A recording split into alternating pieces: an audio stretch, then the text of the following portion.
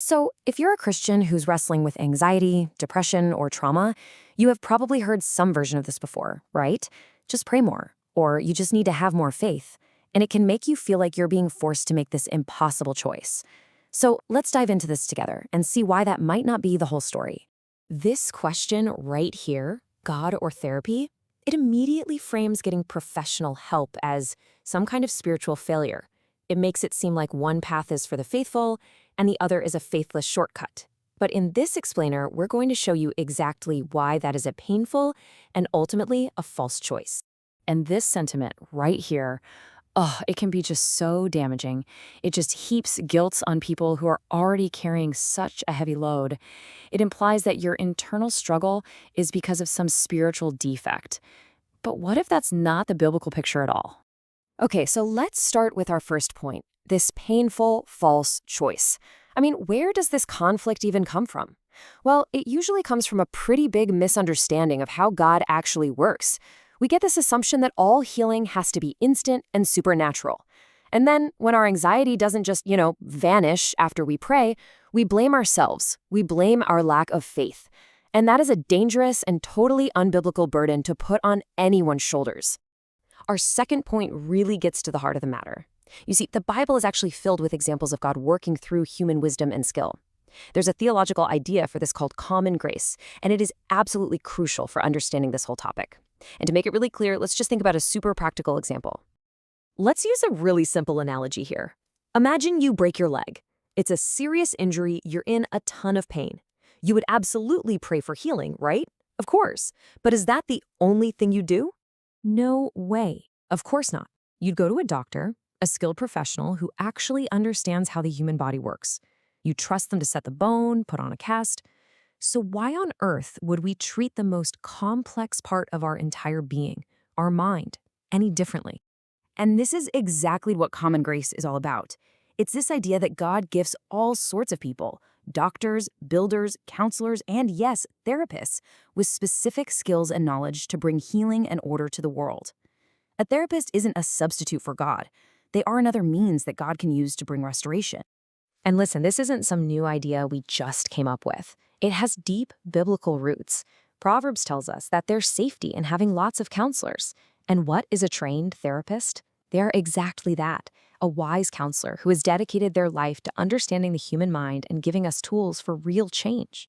Now, this idea of using different tools for healing makes even more sense when we remember how we're made. Our struggles are rarely just spiritual. We are complex, whole people, which brings us to our third point, understanding ourselves as holistic beings, using a framework sometimes called the biopsychosocial spiritual model. I mean, think about it. Your struggle could have a biological part, right? Like a chemical imbalance in your brain. It could be psychological, rooted in trauma or old, unhealthy ways of thinking. It might even be social, influenced by your relationships in your environment. And of course, it's also spiritual. That's the foundation of our hope.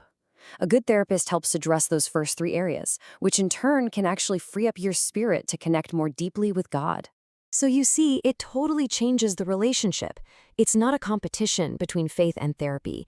The biblical truth is that it's a collaboration. God can work through prayer, through scripture, through community, and through the skilled help of a therapist. It's a team effort. Okay, so for our fourth point, let's get really, really practical. Because the Bible doesn't just give us permission to seek help, it actually gives us therapeutic tools to use. The book of Psalms, for example, gives us an ancient and incredibly powerful model for how to manage our own thoughts. Psychologically speaking, anxiety often gets its fuel from untrue, distorted thoughts. Now, modern therapists use something called cognitive behavioral therapy, or CBT, to help people identify those distorted thoughts and replace them with what's actually true. But what is just incredible is that the Psalms have been modeling this exact process for thousands of years. The psalmists were masters at taking a fearful thought and pivoting to a powerful truth about God. We can see this clear three-step therapeutic process all over the Psalms. First, you lament. You have to acknowledge the pain honestly, like when David cries out in Song 13, "How long, O Lord?" Second, you remember. You pivot and reorient yourself to God's character, like in Psalm 56, "When I am afraid, I put my trust in you." And third, you resolve.